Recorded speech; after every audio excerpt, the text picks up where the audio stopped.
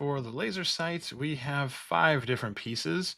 This here is the main body piece that the other parts screw into. And I designed it where it has screw threads in it. As you can see here, we got screw threads here. We got threads on the front laser piece as well as the back piece that has our quote unquote button. I mean, it obviously doesn't do anything. It doesn't move. It just looks like a button that you would push to turn the laser on and off. But anyhow, yeah, so either piece can screw into either side of this bracket piece. So that way you can position it however you want on your rifle. You can mount it to the top rail, you can mount it to a side rail, you can mount it to the bottom Picatinny rail. It really doesn't matter. You can mount it however you want, right on the right side or the left side, and then you just screw these in where you want them. As for the color of the laser, you can make that any color you want. That's what this red cylinder is here. So if you want a red laser, you can print the cylinder in red. If you want orange or green or purple or blue or whatever, you can print whatever color you want. This little part here is the lens that goes on the top. And if you don't have the ability to print in multiple colors, I mean, I guess you could always print it and then have it pause, have your printer pause and then swap filaments if you don't have the ability to automatically switch filaments.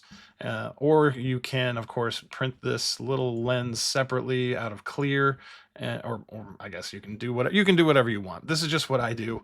I print this part in the color of the laser I want, and then print this with clear PLA, and then you can glue it onto the top if you want, or like I said earlier, you can print it and pause your print, and then swap filament, and then have it print that top piece. Because I have the AMS for my Bambu P1S printer, I can, of course, do multicolor prints without having to swap filaments manually. And so that's what this is right here. I just took the two in Bambu Studio and combined them into a single object. And then that allows me to adjust the Z height so that I can position this right on top of the cylinder.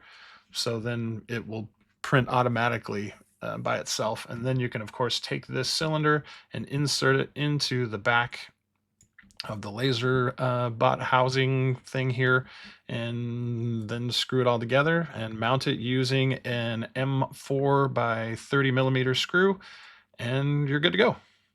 As for the print settings, I went with the 0.2 millimeter standard height.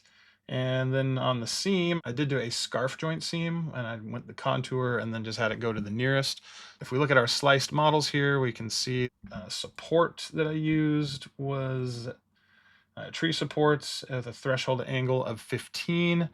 And I don't know that it really needs support for this. I think you can print it without it for the overhangs on these parts, but of course you do need some here. I probably should have designed this model where you didn't need any support under that, but I don't know. I like it to be like symmetrical on both sides where it indents in, and I didn't really like the look of it just being flat all the way across on both sides. So I wanted to add a little dimension to it. So that's why that's that way.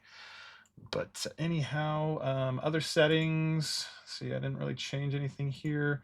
Went with 3 wall loops, 4 top shell layers, 4 bottom layers, monotonic on the pattern, 25% infill density with the rectilinear infill. And of course, you guys can adjust any of that to your liking. But that is the laser sight.